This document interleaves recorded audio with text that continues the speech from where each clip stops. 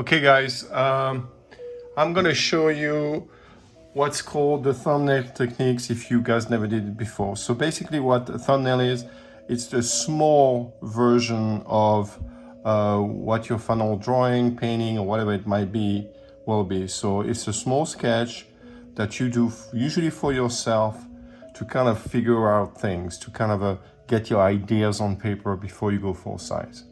So let's say let's say my setup, I'm looking at it right now. Let's pretend, okay? And I pick something kind of fairly classic, like kind of a vase, I have a flower in there or whatever. And then here, I might have, an apple, a fruit. Hopefully you guys will get some cooler stuff. I'm just, something to get us started and to show you the thumbnail. And here I would have maybe kind of a little box, where I put my, some objects. Maybe the lid is open or whatever, okay? So that really will be 3 objects because this is 1, okay? We're not gonna count 2, this is 3. Like I said, you can do 3, 5. So I'm looking at this is my setup. So the first decision I have to take on this is, since my paper is a rectangle, I mean your large drawing pad is not a square, it's a rectangle, I gotta decide if I'm gonna take my paper vertical or horizontal. Well, looking at this, the height is greater than the width, right? If I'm looking at this setup. So what I'm gonna do a bunch of vertical boxes, so you can take a ruler if you want. It doesn't have to be clean, but if you want to take a ruler, you can. I'm just not gonna bother doing this.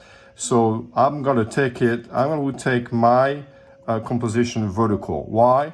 Because like I said, there's more height than width. So if I do it this way, I'm gonna have to crop and cut the flower out. So you don't want to do that, obviously. And then basically you'll do different sketches. You can try, you can try to make a big apple on the foreground looking at this. Then you can push that back, do your flower here, doing little sketches like this. Then you can move your box here. Maybe you want to crop it a little bit. Then you can start doing a little bit of shading. If you do cross contour, you can train a little bit on this. And that helps you creating what we call the composition. So it doesn't have to be detailed, but I can see, okay, here I got my vase, I got my flower, my apple, my little box. Okay, that's all I really need.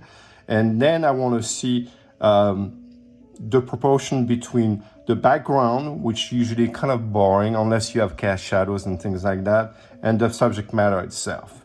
What I find here is that for some reason I centered that. Okay, it's right smack in the middle, and actually I don't really want that. I think it's static a little bit. So what I could do, I could either do another sketch, or I can just move my cropping like this.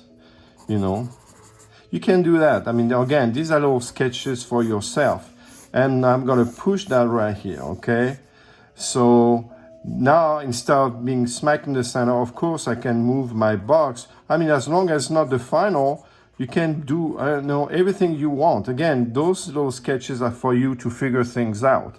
So we're not making mistakes here. We're trying different things. That's the creative process. And if I crop this way, it's not smacked in the center, and I find this composition to be more interesting. Okay, so that's why we're doing all those little sketches. It's to come up with better ideas, to look at the composition, to look at, the balance between the different objects, and to make sure that we get the best view possible. Again, if you had, like, let's say you're looking at something that would be, let's say quickly here, because we don't have much time. I think I have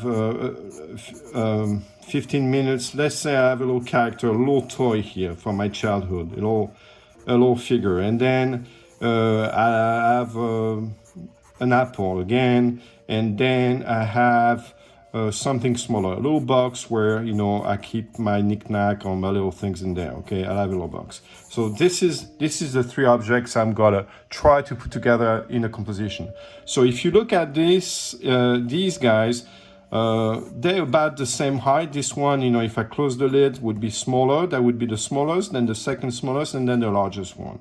Okay, so they're not equal, which is great. But looking at this, most likely in that case, I would take